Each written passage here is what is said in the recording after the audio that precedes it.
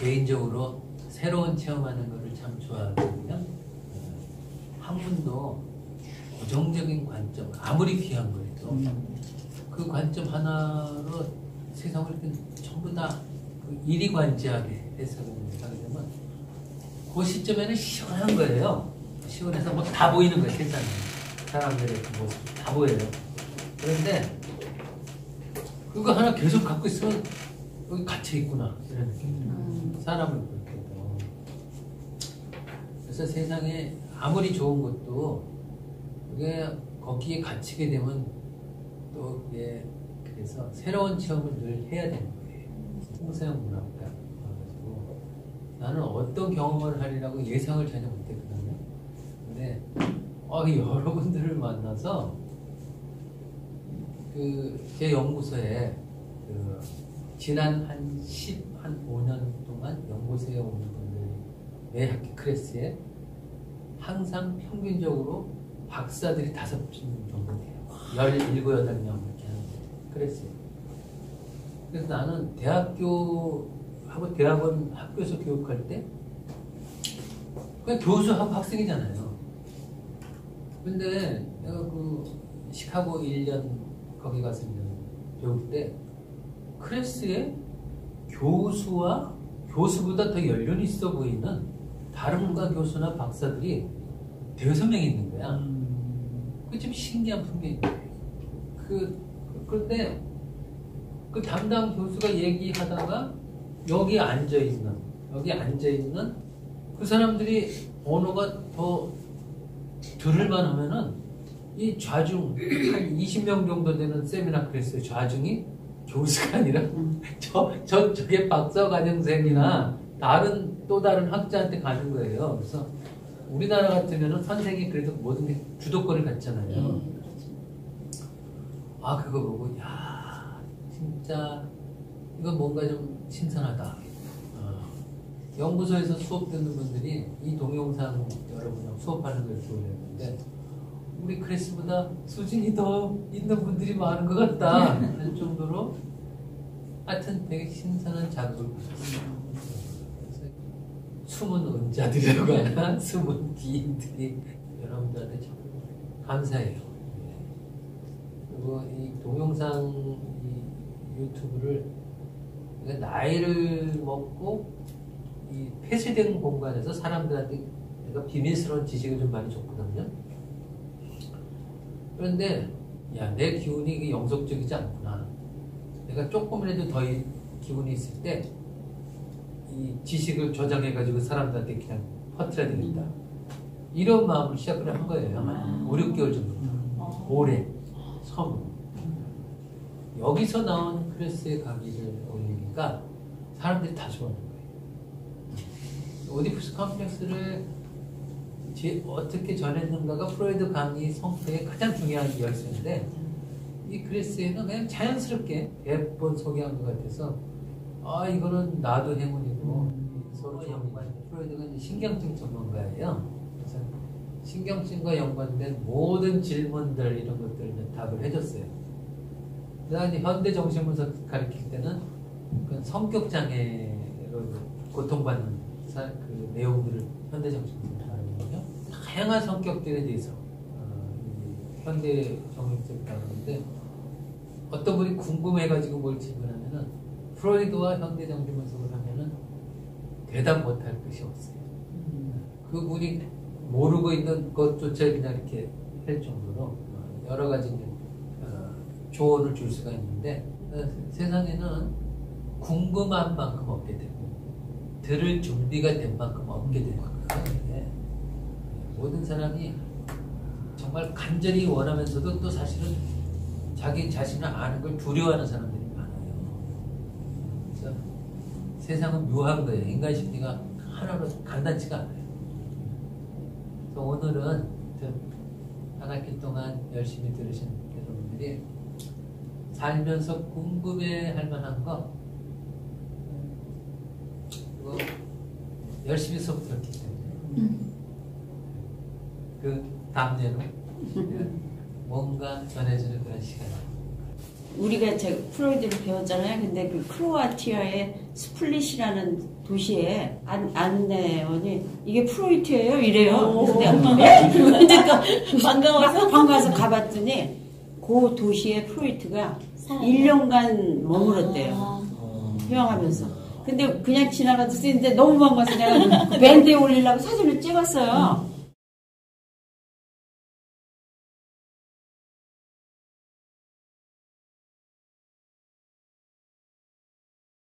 정신분석을 할 때 사고방식은 뭔가 어떤 자극이 올 때 안에서 알아서 뭔가가 이렇게 반응을 해가지고 알아서 올라오는 거예요.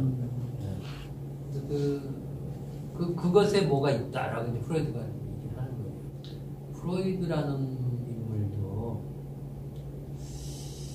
거의 뭐 여러분들이 알고 있는 권력이라고 하는 게 있잖아요. 사람들한테 영향을 미치고 그것을 누리면서 산 인물이 아니에요. 정신분석학이라고 하는 것이 세상에 인정받기 시작한 거는 2차 세계대전 이후에요.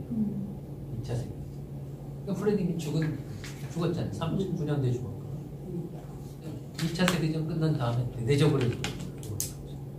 근데 살아생전에 그냥 정신분석을 공인받는 학문으로 만들려고 이제 관심 있는 유럽에 있는 사람들한테 동유럽 쪽에 또 런던, 영국 쪽에 있고 독일, 오스트리아 몇 개 있는 분들의 아주 소수 관심 있는 사람들이 와가지고 협회를 하나 만들었을 뿐이고 그 협회 인원이라고 해봤자 불과 100명도 안 되는 거예요.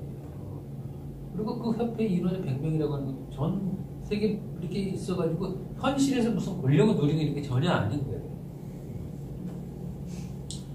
그 당시 보통의 의사들이 가지고 있는 생활의 풍요나 이런 혜택보다도 좀 더 낮은 수준이다. 그리고 왜 프로이드도 그렇고 문학자들 있잖아요. 여기 홍세영 문학가 이것도 마찬가지예요. 현실에서 권력을 누리는 분들, 그냥 폴리티컬 파워죠. 정치 경제적 힘이죠.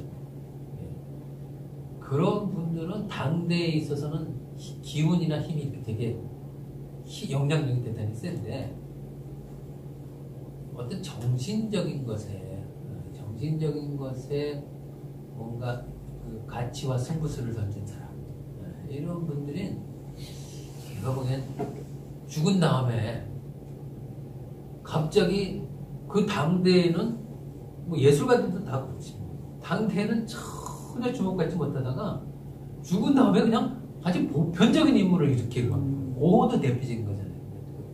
아무도 안 쳐다본 사람이잖아요. 프로이드도 사실은 어떻게 보면 예술가보다는 좀 덜하지만 프로이드도 중간적인 인물이에요. 여러분 친근하게 느껴질 테니까 갑자기 예술가하고 연상이 맺어져서 떠올랐습니다. 시대를 앞서간 거지. 맞아요. 시대를 앞서가다 좀 당대에서 호응을 받기는 만만치 않아요. 아직도 프로이드는 우리나라에서 사실은 사람 친근하지 않아요. 그냥 유아 교육하는 사람이 조금 이거 배우고 그럴 정도인가요? 지금은? 아니면 또 의사가 정신과 치료? 지금 친근하지 않다는 말은 여러 가지 차원이 있는데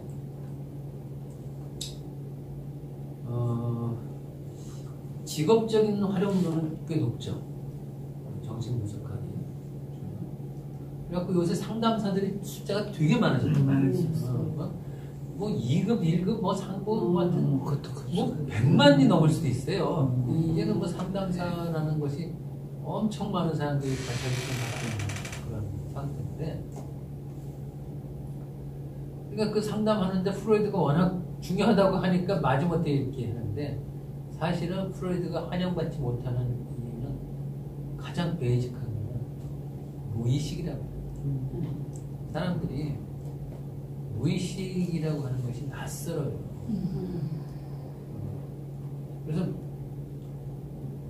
무의식을 대면해야지 정신의 뭔가가 변화될 수 있고 뭐 이렇다라고 하는 거를 그냥 머리로 그냥 쓱 지나가듯이 받아들이지 본격적으로 받아들이라고 하면 불편합니다. 불편하죠.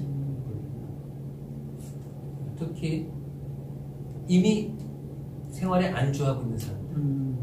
이거 뭐 굳이 경직된 언어를 쓰면 그냥 기득권층이나 이런 사람들은 불편해요. 학교 동창들이 대부분 기득권입니다. 그래서 이 프로이드 이거 얘기하면 사람들이 겉으로 하면서 나중에 대단하다 그러면서 진실로 프로이드를 반가워하는 사람들은 진짜 얼마 안 돼요. 무의식은 정말 야, 이 안에 본문이 있다. 야, 이거 정말 차근히 봐야 되겠다. 이 마인드는 아닌 거예요. 상담사 자격증 갖고 있는 사람조차 네. 사람을 치료하는데 프로이드가 필요하고 되게 중요하다더라 라고 하는 것이지. 이번 학기 여러분들하고 교감하면서 낯설음이 좀 많이 조금 부드러워졌죠? 네. 네. 그 무드를 갖고 있는 분들이 적다는 소리. 아니, 사건을 막 이렇게 여러 전문가들이 나와서 얘기하는 거를 봤는데 22개월 된 아이를 아빠가 막 칭얼거리니까 놀이터에 놓고 집을 왔는데 새벽에 경비원이 발견한 거예요. 그래가지고 경비원이 집을 데려주고 그 아빠는 이제 구속돼가지고 근데 아이의 온몸에 40군데에 그 담배꽁초나 모기향 같은 화상이 있었던 거예요. 근데 그거를 22개월 된 아이가 이거 아빠가 그래서 이거를 증언을 못하니까 그 부분은 무죄고 아이를 새벽까지 놀이터에 혼자 방치한 것만 유죄라는 거예요. 그래서 뭐 집행유예 뭐 이런 걸로 됐는데 분개를 하는데 그때 패널 중에 그 정신 심리학자라는 일이 이런 말을 하는데 굉장히 반가웠던 게 저 아이는 22개월이라 아무것도 모를 것 같지만 그 밤 추위에 떨면서 놀이터에서 혼자 있었던 그 기억은 어른이 되면 우울증으로 변화될 확률이 굉장히 많다고 막 그 설명을 하는데 쏙쏙 와닿는 거예요. 정말 그러면서 사람들이 그러냐고 막 이래 하는데 진짜 선생님한테 이 배웠던 것들이 이제는 또 저분이 무슨 말을 하는지 와닿는 거예요. 그게 너무 감사드리고 제가 변화된 것도 다른 분들도 마찬가지일지 모르겠지만 제 자신이 변화된 것도 굉장히 많거든요. 다 말씀을 드릴 수는 없지만 그래서 저의 남편, 아이, 시댁 부모 이 보는 시선도 달라졌어요. 정말 그 심리 상담하는 그 자문 전문가가 우울증이라는 말을 쓴 거는 네. 그게 이제 사람들한테 가장 전달되기 쉬운 언어에서 그렇겠죠. 그걸 쓴 거지. 네. 그것이 갖고 있는 후유증은 그 디테일은 아주 다양한 병리성하고 다양한 그렇지. 단지 우울증이라는 그 하나로 다 포섭할 수가 없어요. 네. 정신분석 2년 연구원에서 만났던 많은 분들이 아이가 감당하기 버거운 과잉 자극이라고 해요. 그 과잉 자극은 감당하기 어려울 때 다양스럽게 방어기제가 작동해가지고 살기 위해서 생존 본능이 만들고 자아 본능과 생존 본능. 이 안으로 쏙 들어가요. 그래가지고 무식이 딱 들어가면 무시간성이라고 있잖아요. 그래가지고 틈만 나면은 이거 해소해달라고 요청을 하는 거예요. 근데 이걸 해소할 방도가 없는 거예요. 왠지 모를 어떤 기분 나쁜 무드로서 나를 영향을 미치고 과잉성의 안에서 가장 좋은 순간 인생을 즐기려고 할 때 막 이걸 방해하고 힘을 발휘하려고 하는데 늘 뭔가 자신 없는 구석으로 나는 사람을 몰고 가고 무드를 사람이 뭐 기분 좋게 다 잘난 대로 의지대로 되면 세상에 잘난 척만 해도 막 세상이 막 넘치잖아요. 근데 사람들 다 뒤에서 그걸 안에서 방해를 하거든. 그래 평생 동안 원인도 모른 채 그냥 그걸 그냥 짐처럼 갖고 지내는 거예요. 그거를 해소하는 유일한 방법이 정리입니다. 그걸 해소하기 전에 대결하는. 그걸 좀 병인론 그 근본 원인을 추적해가지고 그 원인을 이렇게 대면하면 치료책은 나오거든요. 원인을 알면 치료 방법이 나와요. 2살 때 체험이면 2살 때 체험에 맞는 치료 방법이 나오고 3살 때 체험이면 3살 때 체험에 맞는 치료 방법이 나오고. 근데 그걸 모르면은 이제 뭐 나이가 들어가지고 주변 사람들이 이제 그 대결할 기회가 별로 없어요. 여기 계신 분들이 이제 앞으로 이걸 지혜 노인 역할로 해가지고 손주든 조카든 뭐 자녀든 이걸 잘 활용하는 뭔가 멘토도 될 수 있고. 마포대교라고 서울 한강다리 중에 자살률이 거기서 제일 높대던데. 근데 왜 사람들은 왜 하필이면 프로이드 선생이 한 얘기인데 자살을 하는 방식도 다양하잖아요.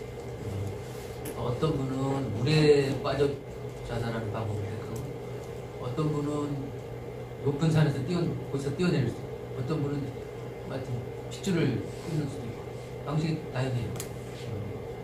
그리고 물에 빠져 그 생을 마감하는 사람의 심리를 분석하는 프레드 글이 있어요. 물이라고 하는 것이 여러분 이제 물에서 태어나잖아요. 그 양수. 그래서 그거를 모성성하고 연결을 시키더라고요. 돌아온 그곳으로 되돌아가고 싶다라고 하는 것이 물적으로 하는 마포대교라고 딱 이렇게 지정을 하니까 이를테면 자살의 명소가 된 거예요. 의의는 하나만 있는 건 아니에요. 그런데 자살을 할 때 택하는 장소라면은 그는 의식보다는 무의식의 요소가 많이 알려지지 않은 뭔가가 있는 거예요. 그 지형에 가고 싶은 합리적으로 설명할 수 있는 뭐가 있는 거예요.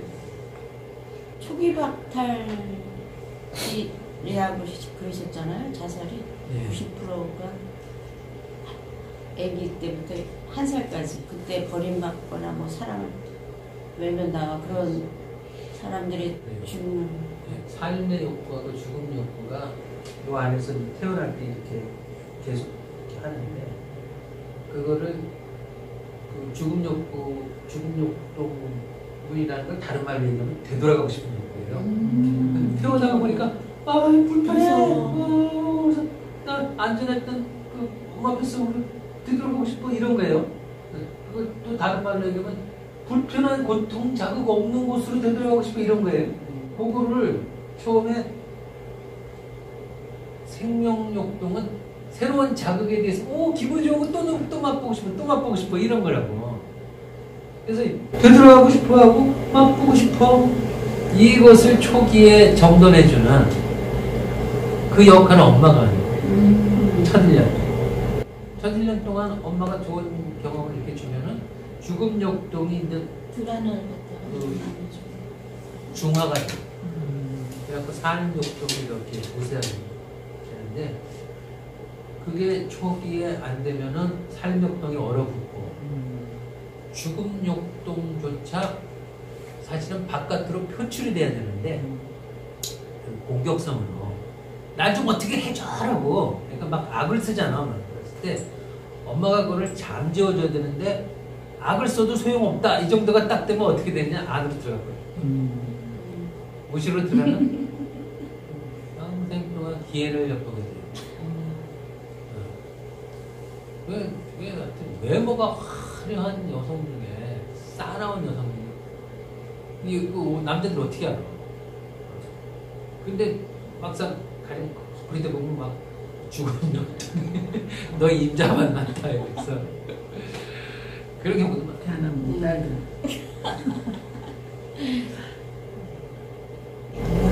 초기에 태어나면 잘해야 되는데 엄마도 사놓을 줄 그러니까 이거는 누구 탓을 할 수 없어요. 왜냐하면은 첫 1년 동안의 아기하고의 관계에서 엄마의 반응은 무의식적으로 가령 이 사람이 누구하고 같이 있고 싶으면 아무리 바빠도 그 사람과 같이 만나게 되거든. 근데 만나야 되는데 같이 있고 싶지 않으면 무슨 이유를 다 대서라도 안 만나. 이게 그렇게 되거든. 무의식의 힘이에요. 첫 1년 동안에 아기를 딱 봤을 때 엄마의 마음은 한 90%가 무식이에요. 무식이라는 건 뭐냐? 당사자도 모르는 힘이라는 소리인데 그 힘은 어디서 오느냐? 엄마가 아기 때 엄마의 엄마로부터 받은 경험에서 나오는 거예요.